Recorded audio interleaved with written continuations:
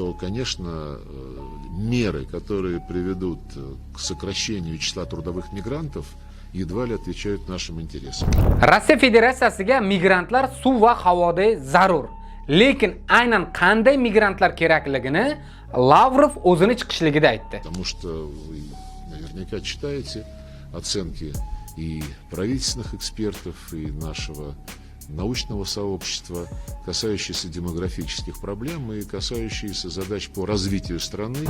Avvalambor barchangizga assalomu alaykum, hurmatli kanalimiz kuzatuvchilari va Rossiyada ishlab yurgan musofir aka-ukalarimiz. Kanalimizga xush kelibsizlar. Sizlar bilan men Qilichbek.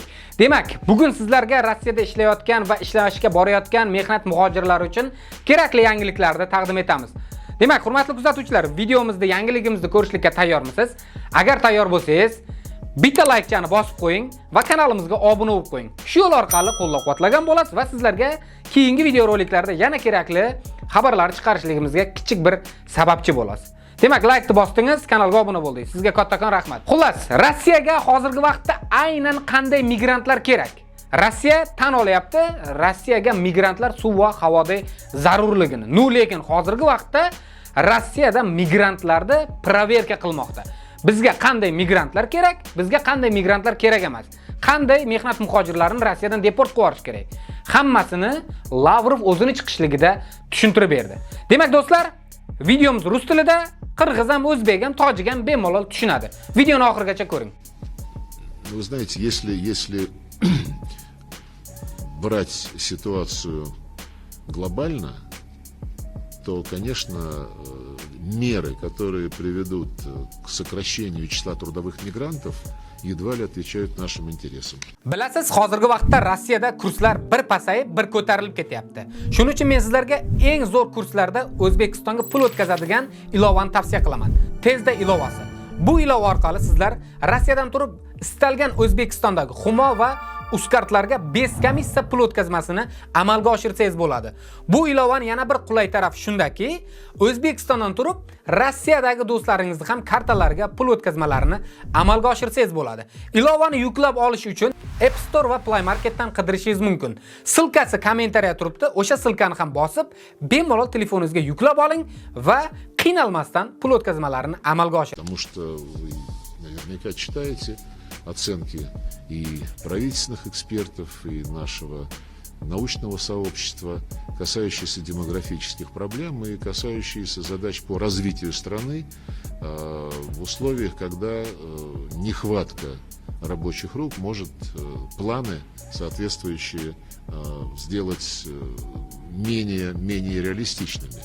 Но второй частью проблемы является необходимость соблюдения российских законов и необходимость не допустить, чтобы в среде трудовых мигрантов формировались преступные тенденции. А случаи такого рода встречаются. И здесь нужно искать золотую середину. Мы сегодня подробно говорили об этом и с президентом Мирзиёевым, и с министром иностранных дел. И здесь задача прежде всего заключается в том, чтобы трудовые мигранты, прежде чем они направляются в Российскую Федерацию, прошли необходимую подготовку, как с точки зрения достаточности знаний русского языка, так и с точки зрения знаний российских законов и правил поведения для иностранцев, прежде всего в данном случае правил поведения для трудовых мигрантов. Последние изменения в наше законодательство направлены именно на то, чтобы такой баланс найти. И мне кажется, вот с точки зрения законодательной процедуры решение принято, и сейчас самое главное обеспечить должную правоприменительную практику. В Узбекистане мы нашли полное понимание необходимости ввести здесь порядок, который будет минимизировать, на 100%, наверное, исключить эксцессов нельзя, но который будет минимизировать возможности для нарушений, тем более для нарушений, которые связаны с экстремистской или еще хуже террористической деятельностью. Но, повторю, правоприменительная практика, которая будет в Российской Федерации осуществляться, она будет прежде всего исходить из необходимости минимизировать этот ущерб и максимизировать, если хотите, тот вклад, который трудовые мигранты, они весьма востребованы, могут внести в реализацию наших социально-экономических планов. Demak, hurmatli obunachilar, Lavrovda chiqishini ko'rdilaringiz, eshitdilaringiz. Endilikda Rossiyada aynan rus tilini chotki biladigan migrantlar kerak va u yerda o'zini o'zligini yo'qotmagan, Rossiyaning qonun qoidasini hurmat qiladigan, ichmaydigan, qo'pol qilib aytganda, jinoyatni qiladigan migrant umuman kerak emas.